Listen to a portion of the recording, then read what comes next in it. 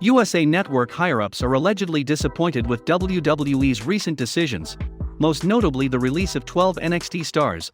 Wrestling insider Andrew Zarian took to social media to reveal that the several recent releases are being viewed as negative by representatives from the home of WWE's Monday Night Raw and NXT, USA Network. Hearing a lot of chatter from USA Network higher-ranked reps regarding the releases from NXT, Andrew Zarian said. Zarian claimed one source stated, "Personally, I'm disappointed with how this is going." He added that the perception from many is that these upcoming changes will be negative. WWE has already moved NXT from Wednesdays to Tuesdays after a brief Wednesday night war with AEW. The head-to-head competition saw AEW come out on top almost 100% of the time. WWE made another set of releases this past Friday when a dozen wrestlers from the Black and Gold brand were given their marching orders: Bobby Fish, Bronson Reed, Desmond Troy, Jake Atlas, Kona Reeves, Leon Ruff, Mercedes Martinez, Ari Sterling, Asher Hale, Giant Zanjeer, Tyler Rush, Zechariah Smith and referee Stephon Smith were the latest names to receive the dreaded call. These releases were a shock to the WWE universe as many of the released names were positioned well within the company. Reed was a former NXT North American champion who seemed set for the main roster, while Ruff was also a former NA champion. Tyler Rust had just debuted as part of the much-hyped Diamond Mine, and Mercedes Martinez was considered one of the biggest female talents on the roster. It's no wonder, then, that USA Network are concerned about these releases. Becky Lynch has been away from WWE programming since May of last year. Will the former Raw and SmackDown Women's Champion return soon? It sounds like former Raw and SmackDown Women's Champion Becky Lynch will return to television very soon. According to a report from Mike Johnson of PWInsider.com, Lynch is currently slated to be in attendance at the SummerSlam 2021 pay-per-view on August 21st. The event will be held at Allegiant Stadium in Las Vegas, Nevada. Johnson noted that it remains to be seen if Lynch will actually appear at SummerSlam. He added that she's been present backstage at recent events, including Money in the Bank on July 18th. Lynch has been away on maternity leave since May of last year. Her last appearance took place on the May 11, 2020 episode of Monday Night Raw. There, she announced her pregnancy and relinquished the Raw Women's title to Asuka, the winner of the Women's Money in the Bank ladder match. Lynch and Seth Rollins had their first child together in December, and the two got married in June. Rollins will face WWE Hall of Famer Edge for the first time ever at SummerSlam. The 2019 Women's Royal Rumble winner teased an appearance at Money in the Bank, but it obviously never came to be. Lynch is currently assigned to Raw, though that could change with the WWE draft reportedly set for October. Bianca Belair and Sasha Banks will face off for the SmackDown Women's title at SummerSlam, and Nikki ASH will defend the Raw Women's Championship in a triple threat match against Charlotte Flair and Rhea Ripley. Simply put, it would be perfect to have Lynch return following one of those championship matches. This marks an excellent opportunity to build towards Lynch's return, as well as the next feud for the Raw or SmackDown Women's Championship holder. Lynch would be an excellent opponent for either of these 5 stars, who are all established main event talents. After all, for now, we'll just have to wait and see how everything plays out on August 21st. Former ECW star Gary Wolfe says he can't explain the amount of WWE guys just waltzing into AEW, and is starting to think Vince McMahon might own AEW. Every comment Tony Khan or his father has ever made about how AEW got started as a wrestling promotion suggests otherwise, but there's now a theory floating around out there that Vince McMahon might actually own AEW. Yes, as crazy as it sounds, some fans, and now at least one wrestler, have suggested that perhaps WWE and AEW have a working relationship, and that could be why Vince is so happy to let a number of big-name superstars go. It's a wild conspiracy theory that former ECW star Gary Wolfe now believes in. The former ECW TV and Tag Team Champion Pitbull #1 Gary Wolfe was a guest on the Wrestling Inc. Daily podcast and was asked about whether or not he still watches the current product.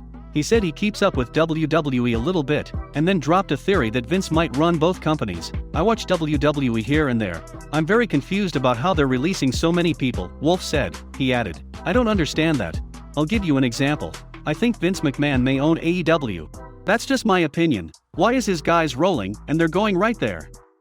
He argued that Paul White and Mark Henry are 2 guys that Vince would simply never fire, because they're big guys, and Vince loves big guys.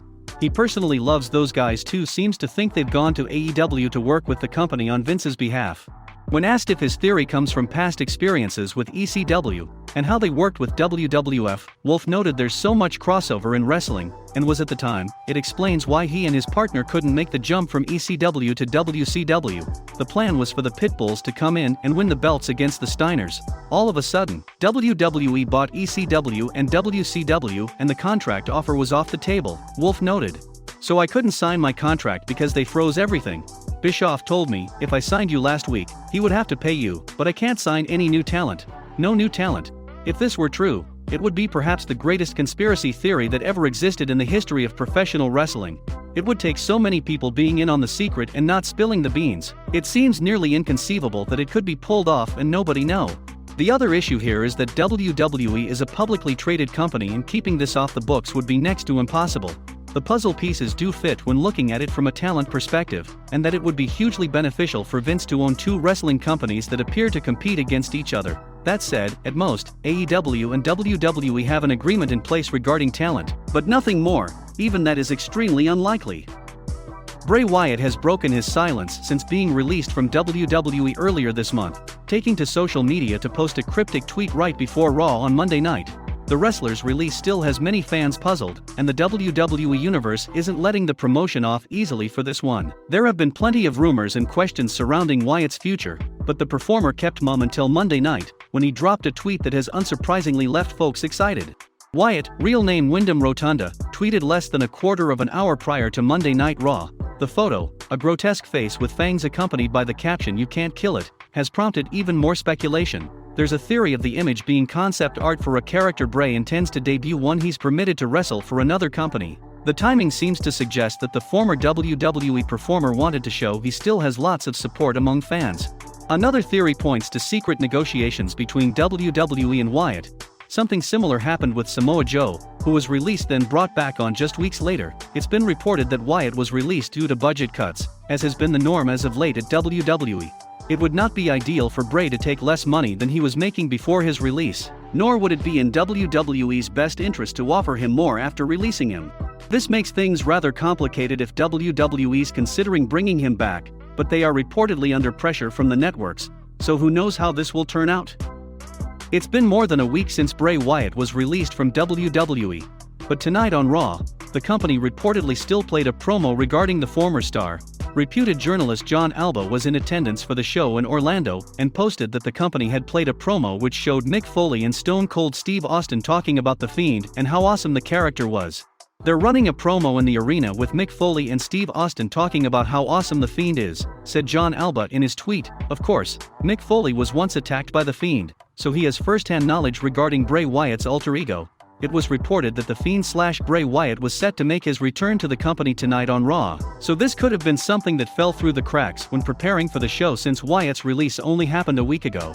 Wyatt may not have been able to make his return tonight on Raw, but the WWE Universe still chanted "We want Wyatt" throughout Alexa Bliss' match against Doudrop, and made it clear that he was still there in spirit. Wyatt chants hijacked last week's episode of Raw in Chicago, and it appears that the WWE Universe is set to continue to make it clear that they are unhappy about the star's recent release.